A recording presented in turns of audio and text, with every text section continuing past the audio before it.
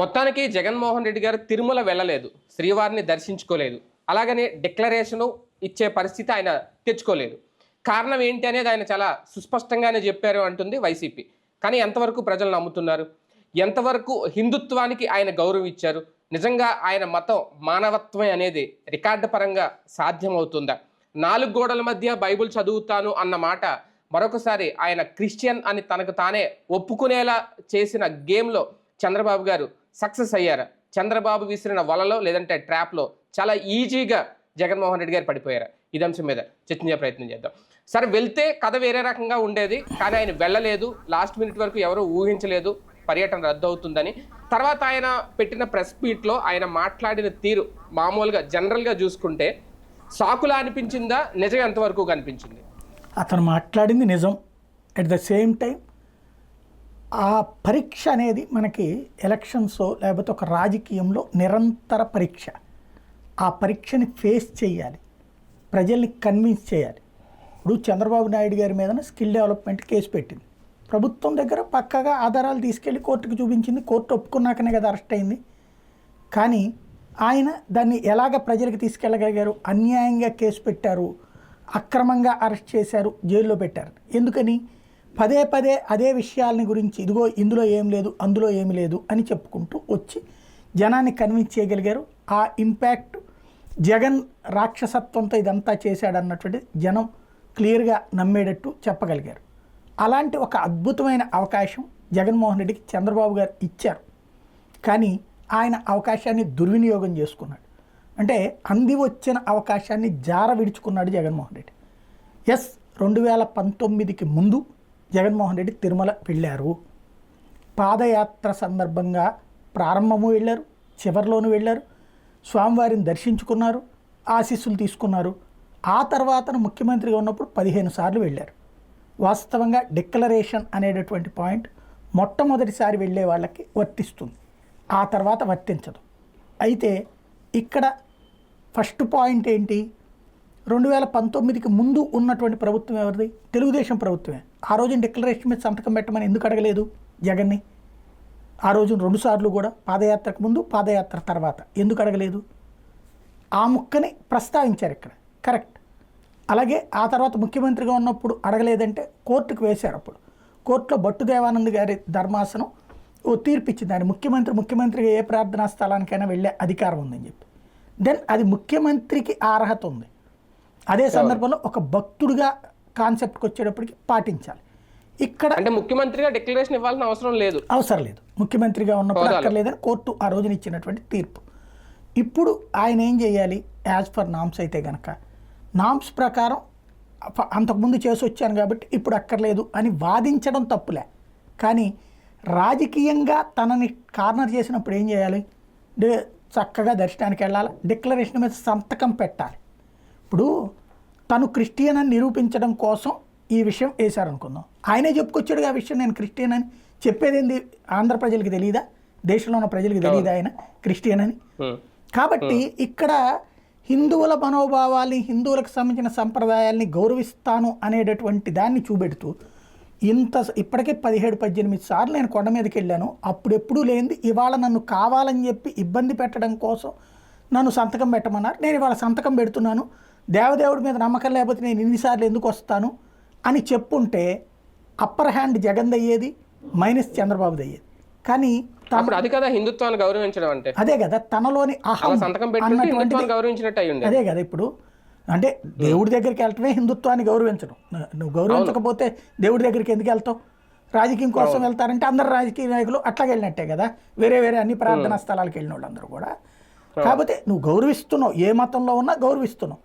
ఆ గౌరవాన్ని చట్టబద్ధంగా, ఏది సంప్రదాయబద్ధంగా అమలు చేసే ఒక పరీక్ష దేవుడే నీకు పెట్టాడు అనుకో, చక్కగా సంతకం పెట్టుంటే నీకు రాజకీయ పరంగానే ఉపయోగపడేది, సంప్రదాయంగానే ఉపయోగపడేది, ప్రతి ఒక్కళ్ళ యొక్క అభిమానాన్ని గెలుచుకునేవాడు. ఎప్పుడైతే జగన్లోని ఈగో ఉంటుంది, ఆ ఈగో వైఫై లాగా ఆయన చుట్టూ ఉంటుంది, ఆ ఈగోని టచ్ చేశాడు చంద్రబాబు నాయుడు. చేస్తే అదే మన జూనియర్ ఎన్టీఆర్ ఈగో వైఫై అయితే అవతల విలన్ని కొడతాడు, కానీ ఇక్కడ తనే పడిపోతాడు జగన్మోహన్ రెడ్డి. దానికి సాక్ష్యం తనే క్యాన్సిల్ చేసుకోడు. భారతదేశ చరిత్రలో ఇంత సెల్ఫ్ గోల్ ఇంకెవడ వేసుకోడేమో. తనకి తానే అవకాశం అడిగినప్పుడు రానినప్పుడు వెళ్ళి మరి అది చేసి అవును నేను చేస్తున్నాను, నేను అందరి మతాల్ని గౌరవిస్తాను, నా మతాన్ని నేను పాటిస్తానని ఆ తర్వాత ఈ ప్రెస్ మీట్ పెట్టుంటే సంస్కారయుతంగా ఉండేది, బాధ్యతాయుతంగా ఉండేది, రాజకీయంగా ఉండేది అన్నీ కూడా. కానీ ఇతనిలోని ఆ ఇగోని వైఫైని బాగా టచ్ చేసి వదిలిపెడితే చంద్రబాబు వేసిన ట్రాప్లో జగన్మోహన్ రెడ్డి బొక్కబోరలో పడి దాన్ని సమర్థించలేక పాపం వాళ్ళ పార్టీ నాయకులందరూ కూడా నానా తిప్పలు పడుతున్నారు. చంద్రబాబు గారు కూడా ఊహించలేదేమో ఇంత సులభంగా పడిపోతాడు జగన్ అని. లేదు, ఆయనకి తెలుసు, లేకపోతే ఆ పాయింట్ ఎందుకు తీసుకొస్తారు ఆయన కావాలని చెప్పి. ఎస్పెషల్ ఇప్పుడు ఇదివరకు సీఎంగా ఉన్నప్పుడు ఎందుకు అడగలేదు డిక్లరేషన్? ఆయన నిజంగా సంప్రదాయాలను గౌరవించే వ్యక్తి అయితే ఆ రోజున అడిగి ఉండాలి కదా, సంప్రదాయాన్ని బాధ్యతగా అమలు చేయించే వ్యక్తి అయితే ఆ రోజున అడిగి ఉండాలి కదా. 2 సార్లు వెళ్ళాడు కదా అప్పుడు పాదయాత్ర స్టార్టింగ్ ఎండింగు, ఎందుకు అడగలేదు? పోనీ ఈయనే వెళ్ళి అడగరు, అక్కడ ఉన్న టీటీడీ సిబ్బంది అడిగి ఉండాలిగా. అప్పట్లో వచ్చిన పత్రికలో వార్త ఏంటంటే జ్యోతిలోను ఈనాడులోను చూశాను, ఎవరో డిక్లరేషన్ గురించి చెప్పబోతే సీరియస్గా చూశాడు కరుణాకర్ రెడ్డిను చెవిరెడ్డి, రాజశేఖర రెడ్డి సంతకం పెట్టాడు కదా ఇంకేందా ఎన్నిసార్లు పెడతారయ్యా అన్నాడు. దాంతో వాళ్ళంటే భయంతో ఉండేటటువంటి సిబ్బంది పక్కకి తప్పుకున్నారు అన్నటువంటి మాట వచ్చింది. అప్పుడే జ్యోతిలోను ఈనాడులోను చదివాను నేను. అప్పుడు నేను ఒక వీడియో కూడా చేశాను ఆ రోజు, నాకు అది బాగా గుర్తు అనమాట. మరి అప్పుడు ఏం చేయాలా? ఆ సంబంధిత అధికారుల మీద చర్య తీసుకుని ఉండాల్సింది కదా. అట్టట చేస్తారయ్యా అని తీసుకోలేదంటే ఏంటి, రాజకీయంగా ఎందుకులే దాంట్లో కెలుక్కోవడం అని వదిలేశారు. ఆ రోజున హిందుత్వ సెంటిమెంట్ పెద్దగా లేదనేటటువంటిది నమ్మింది తెలుగుదేశం. దాంతోపాటుగా హిందుత్వ పార్టీ అని భారతీయ జనతా పార్టీని దెబ్బ కొట్టాలనుకుంది, కానీ వాళ్ళు సద్వినియోగం చేసుకోలేకపోయారు. ఆ రోజున కనుక ఈ పని చేస్తుంటే చంద్రబాబు నాయుడు ఆ రోజున హిందుత్వవాదులు అటుకి పూర్తిగా వచ్చి ఉండేవాడు. ఆ రోజున హిందుత్వవాదులు కూడా వ్యతిరేకించారు కదా చంద్రబాబు ప్రభుత్వాన్ని. 2019లో అది ఉపయోగపడి ఉండేది. ఆ రోజున జగన్ సీరియస్గా చూస్తే ఆ కాన్సెప్ట్ వాడుకోలేకపోయారు చంద్రబాబు. నాడు లాస్ అయినటువంటి దాన్ని నేడు వాడుకున్నారు. లేకపోతే చంద్రబాబు నాయుడు ఇట్లాంటి హిందుత్వ డైలాగులు ఎప్పుడైనా చూసాం మనం ఇంతకుముందు? ఇంత సీరియస్గా భారతీయ జనతా పార్టీ కంటే ఇదిగా మాట్లాడేటటువంటిది ఇంతకుముందు ఎప్పుడు చూడలేదు కదా. కాబట్టి ఇప్పుడు ఆయన దాన్ని సద్వినియోగం చేసుకున్నారు. చంద్రబాబు నాయుడు వేసిన ట్రాప్లో జగన్మోహన్ రెడ్డి పడ్డారు. ఓకే అండి, బాబు గారు ఒక బలమైన అస్త్రం బయటికి తీశారు హిందుత్వం అనేది. అయితే ఆయన వెళ్ళకపోవడానికి నిజంగా పోలీస్ యాక్ట్ 30 అది అడ్డొచ్చిందా? అంటే మాజీ ఎమ్మెల్యేలకు వీళ్ళందరికీ నోటీసులు ఇవ్వడం, లేదంటే డిక్లరేషన్ మీద సంతకం పెట్టడానికి క్రిస్టియానిటీ అడ్డొచ్చిందా? 2 ఉన్నాయి. నిజంగా అయితే కనుక ఆయనకి ఇగో ఏంది నేను ఇప్పుడు పెట్టేది ఏంది అనేటటువంటిది. దాంట్లో ఆయన చుట్టుపక్కల ఉన్నోళ్ళు చెప్పాలా, అదేందన్నా పెట్టాలన్నా మీరు పెట్టి చూపెట్టండి అన్న ఒకసారి అని చెప్పి చెప్పాలా. చెప్పే ధైర్యం అదేనేది, చెప్పే ధైర్యం పక్కనోడికి ఎవరికి లేదు. అడిగేటటువంటి అంటే ఆ విధమైనటువంటి సానుకూల మనస్తత్వం అతనికి లేదు. అది ఒక మైనస్. రెండవది ఏంటంటే అక్కడ ఈ నోటీసులు ఇచ్చినటువంటి మాట వాస్తవం, జగన్కి కాదు ఇచ్చింది. అక్కడ జగన్ని ఎట్లా కొట్టారంటే ఎలాగా టార్గెట్ చేశారంటే తన చుట్టూ ఫిక్స్ చేసింది. ఒకటి అతని ఈగోని హర్ట్ చేశారు, రెండోది జగన్ వెళ్తే అడుగుతారు అనేటటువంటిది సైకలాజికల్గా మీడియాలో క్రియేట్ చేయగలిగారు. మూడవది తన వెనకాల ఎవరు లేకుండా చేశారు. ఇప్పుడు జగను ఆ టైంలో కనుక వెళ్ళాడు అనుకోండి, చుట్టూతో 10 మంది ఉంటే తను దండం పెట్టేసుకోవడానికి వెళ్ళిపోతే ఎవరు ఆపలేరు. ఆ టైంలో ఏమీ కర్రలో కత్తులు పట్టుకొచ్చి ఆపరు కదా ఎవరు కూడా. ఆ తర్వాత పత్రికల్లో రాసుకోవడానికి పరిమితం అయ్యేది, ఏది అహంకారం చూడండి అని. కానీ ఈయన దర్శనం చేసుకొచ్చాను కాబట్టి అహంకారం ఎందుకు అవుతుందని మాట్లాడేవాడు. కాబట్టి అక్కడ కూడా జగన్ని కార్నర్ చేయడానికి ఏం చేశారు, ఒక్కడే వెళ్ళే పరిస్థితి సృష్టించారు. ఎవరిని వెనకాలన్నా కూడా అందరికీ నోటీసులు ఇచ్చారు. అది ట్రాప్ అనేది అక్కడన్నా అర్థం కావాలి కదా జగన్మోహన్ రెడ్డికి. అర్థం కాకుండా ఆయన దాన్ని వాళ్ళు కోరుకున్నది అంటే తా కోరుకున్నదే జరిగిందంటారు కదా, అట్లాగే బాబు ఏం కోరుకున్నారో అదే చేసి పెట్టాడు జగన్మోహన్ రెడ్డి. అది జరిగింది ఇక్కడ. సార్ ఒక రకంగా ఈయన క్లారిటీ ఇవ్వడం బాగానే ఉంది, మానవత్వం నా మతం అని చెప్పడం బాగానే ఉంది, ఓకే. కానీ ఇక్కడ దళితుల అంశం తీసుకురావడం వెనక ఏదైనా జగన్మోహన్ రెడ్డి రాజకీయం చేయాలనుకున్నారు? అసలు దళితుల ప్రస్తావన అవసరమా? ఆయనలో వచ్చినటువంటి ఇగో హర్టింగ్ నుంచి వచ్చినటువంటి మాట చివరికి ఒక కమ్యూనిస్ట్ ఐడియాలజిస్ట్ మాటలు వచ్చినాయి అనమాట. ఇవి కమ్యూనిస్టులు మాట్లాడుతుంటారు ఇట్లాంటి, లేదంటే నాస్తికులు మాట్లాడతారు, హేతువాదులు మాట్లాడుతుంటారు ఇట్లాంటి పదాలు. బేసిక్గా దళితులకు సంబంధించిన వివక్ష లేదు అని చెప్తే అంతకంటే మూర్ఖత్వం లేదు. ఖచ్చితంగా ఇవాళకి కూడా వివక్ష కొనసాగుతోంది. కాకపోతే ఆలయాల్లోకి రానివ్వను అంటే ఊరుకునే పరిస్థితుల్లో ఇవాళ ఏ దళితుడు లేడు. అవును. వెళ్తానన్నప్పుడు ఆపితే దేశంలో ఉన్నటువంటి ఏ వ్యవస్థ ఆపేందుకు సిద్ధంగా లేదు. ఖచ్చితంగా Yes, అవును. కాన్స్టిట్యూషనల్గా ఎవరు ఆపుతారో వాళ్ళ మీద క్రిమినల్ కేసు అవుతుంది, జైల్లో పెడతారు. ఉమ్, గుళ్ళో దర్శనం ఖచ్చితంగా అనుమతించి తీరుతారు. ఇంకోటి, తిరుమల తిరుపతి దేవస్థానంలో దళితులకి ప్రవేశం లేదా? ఎందుకు లేరు అక్కడ? డిప్యూటీ ఈవోలు వాళ్ళు కూడా అవును. ఉన్నారుగా దళితులు.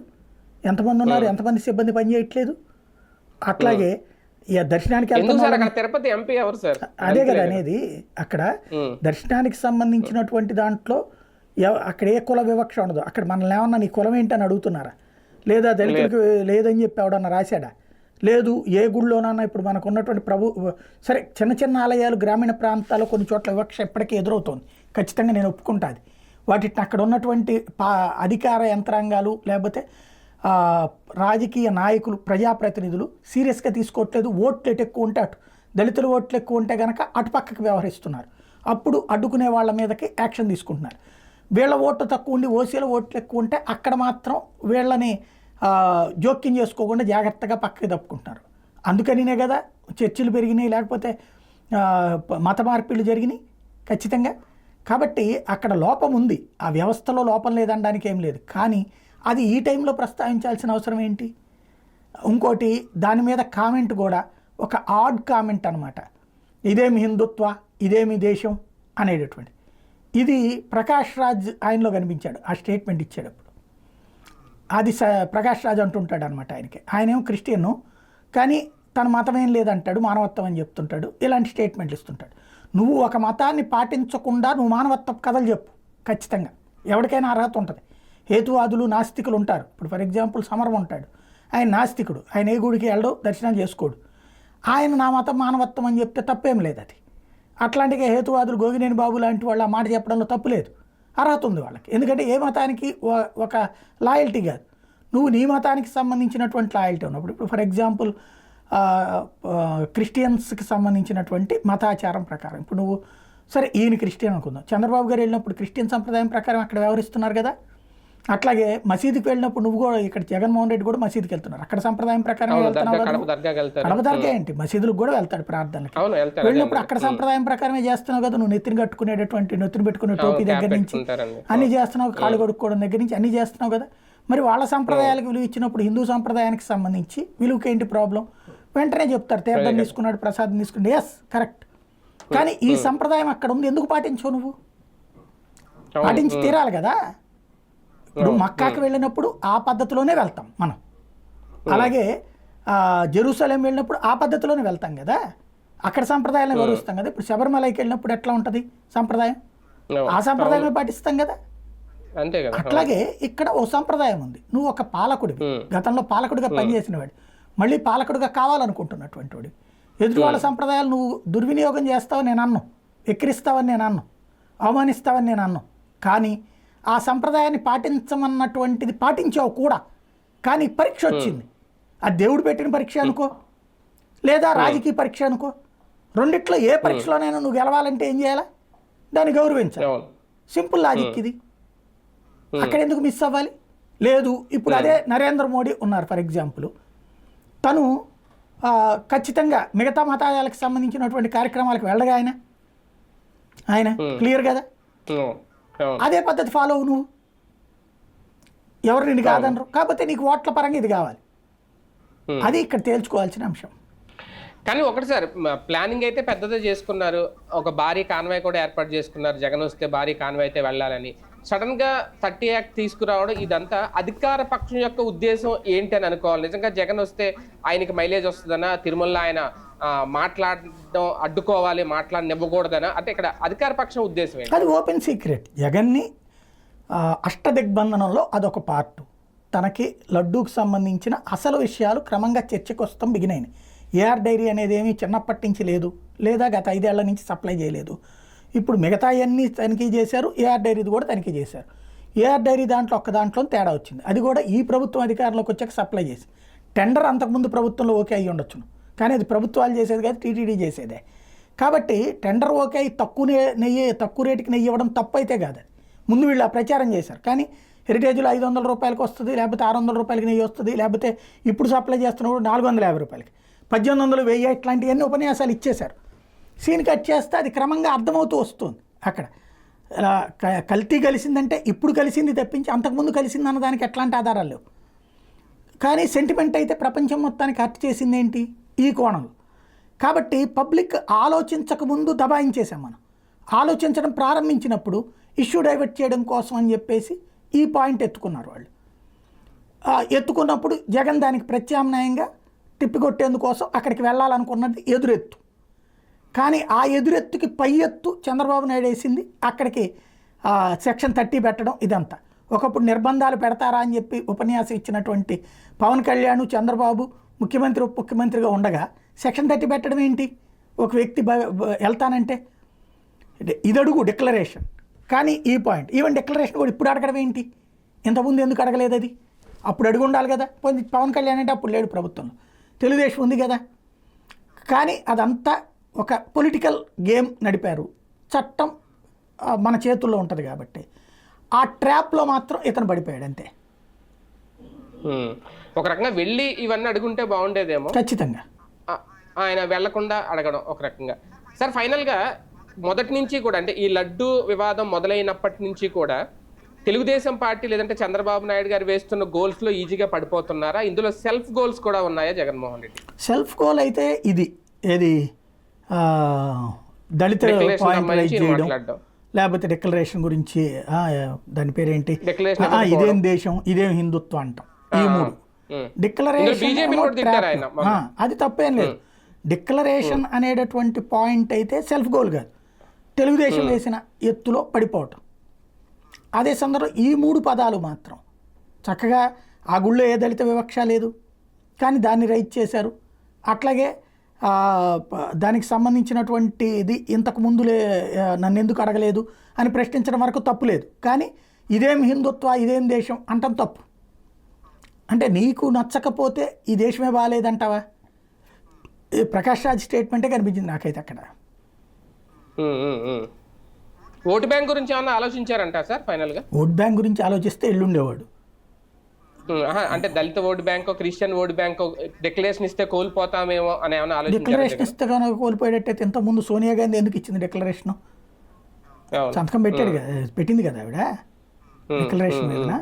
కాబట్టి అవి అనవసరమైనటువంటి మా ఆలోచన అది కాదు. నాకు తెలిసి అయితే ఆ ట్రాప్లో పడ్డాడు అంతే ఆయన, సింపుల్గా పడిపోయాడు. రైట్, చూద్దాం. మొత్తానికి జగన్మోహన్ రెడ్డి గారు అయితే పొరపాటున రాంగ్ స్టెప్ వేశారని అనుకోవాలా ఈ విషయంలో? వెళ్ళుంటే బాగుండేది అనేది. కానీ ఆయన వెళ్లకుండా చేస్తున్న రాజకీయం రేపొద్దున ఎంతవరకు కలిసి వస్తుంది, లేదంటే ఇదే రేపొద్దున అతిపెద్ద డ్యామేజ్ తెచ్చి పెడుతుందా వేచి చూడాల్సిన అంశం.